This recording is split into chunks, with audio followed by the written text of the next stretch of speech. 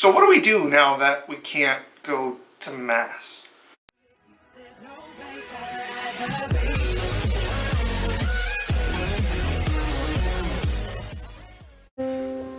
Hey everybody, it's Jason, and in lieu of a normal youth ministry night, tonight obviously we're coming to do something a little different. I'm coming to you from my couch at home with my clock on the wall.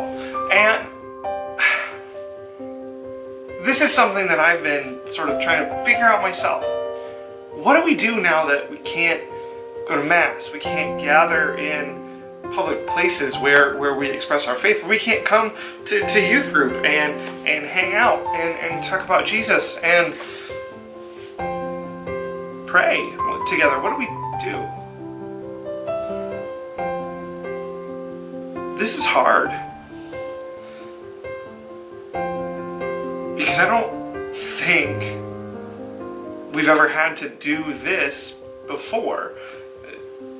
I've done as much research as I can.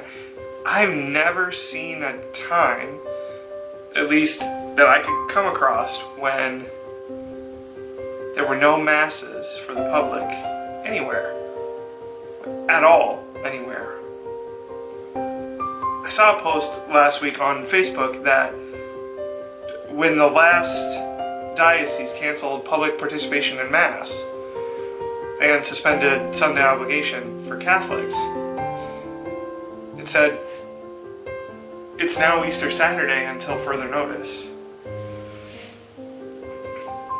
And that got me thinking, what do we do now? Quite simply, we have to make church happen in our homes to an extent. You know, we can't receive the sacraments the ways we used to. And that's hard for me, but I think it's also good.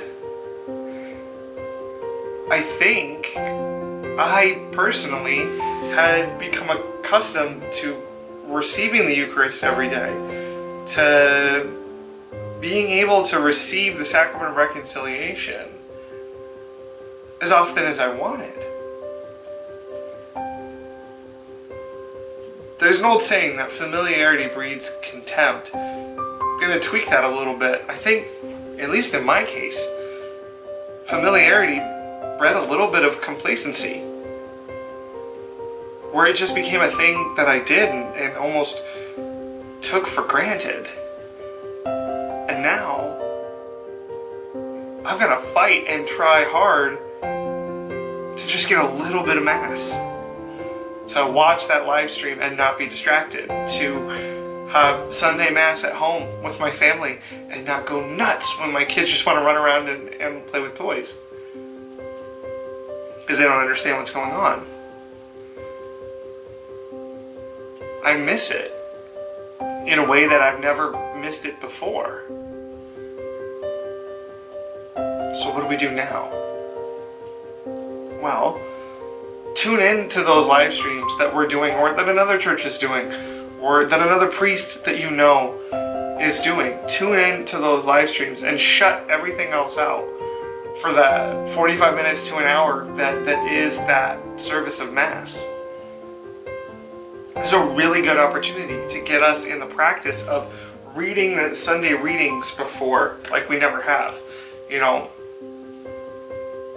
those of us that don't have a Magnificat or can't get our subscription to us because we pick it up at church, we all have one of these. We all have a phone. And you can go to the USCCB, the United States Council of Catholic Bishops website, look up the readings for the day or for that next Sunday, and read them and prepare. Read them ahead of time so that you know what the lessons are going to be. And so when you hear the stories again, there's a renewed understanding of what's going on.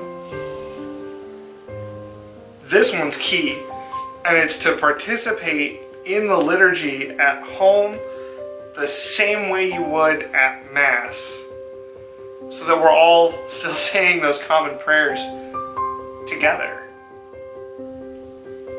I noticed something this last Sunday when I tried to do that. I've forgotten some of the words. And I go every week, and I go during the week sometimes, and when I was a missionary, I went every day. And it just became rote memory that I would say off of the vocal cues of the people around me. I wasn't really participating, and now I really want to, and I've got to look up the responses that I thought I had memorized. And that's okay. You know, that's okay. That's why we have all the resources we have to be able to participate in Mass. So we've got all the things. So look up those responses. Maybe print them out, or have them up on your phone. A little guide to Mass as you're watching the liturgy, because that will move you from viewing the Mass sort of as like a form of entertainment almost to participating in Mass, where you can still be connected to the church around the world. And finally, and most importantly, find a prayer of spiritual communion, and when the time for reception of communion would be, say that prayer and really mean it. I mean, really mean it. There's going to be one in the electronic bulletin that's going out this weekend that I found, that I snuck in there. Use that if you want. Or find another one on your phone or on your laptop, or print it off and hang it in the space where you view Mass. Because it says things like, I'm not able to receive you physically in the Eucharist now, but I wish to receive you spiritually. It says the words that are on the longings of all of our hearts for the Eucharist. I hope that when this is all over, when we can go back to Mass again, that at least I'm changed in my understanding and my drive and my want and my passion to pursue the sacraments. I help run the live streams, at least on the back end, for church, and able to do so from home. I see 500 to 600 people tuning in for daily Mass. And last Sunday, over 1,500 people tuning in live for Mass. And I know it's easy to say things like, well, everybody's home now, so they've got time to go to daily Mass. There's only one Mass on Sundays, so obviously more people are going to be there. I think to an extent that's true. But I hope that when this is all over, we can truly see what's important about our faith, and that the sacraments aren't just something we have to do. They're something we get to do. They're something we should want to do. And I hope that it might be a fool's hope, that when we get back to normal, whatever that is now, that at daily Masses we can see 500 to 600 people, that our Sunday Masses are packed. I hope this time of sacrificing our ability to enter into the sacraments can change our hearts and minds and help instill a sense of longing where maybe perhaps there was complacency or routine. Routine is good, but maybe we've all lost a little bit of our passion towards our faith. I think we've all at least have been, or if not, will be, in a relationship with someone, a friend or a loved one, or a romantic relationship where you've kind of noticed things have gotten a bit routine and stale, and kind of take the other person for granted. And I think at least in my case,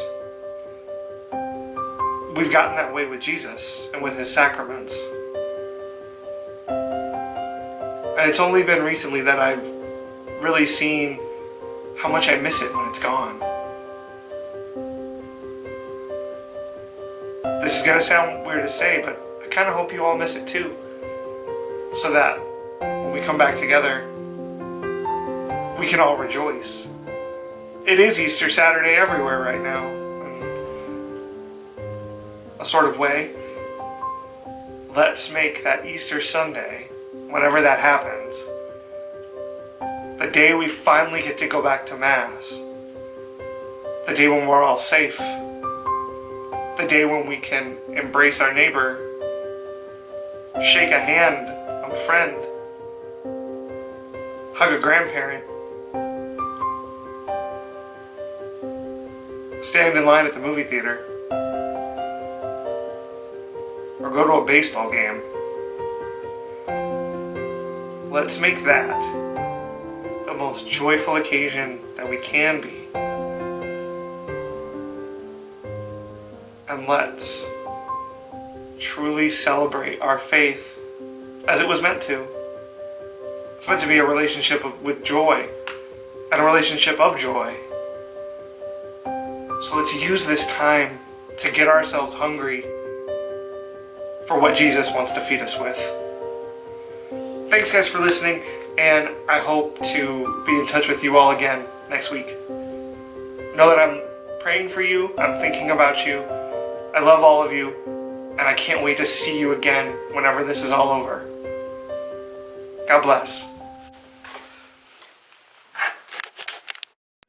There's no place like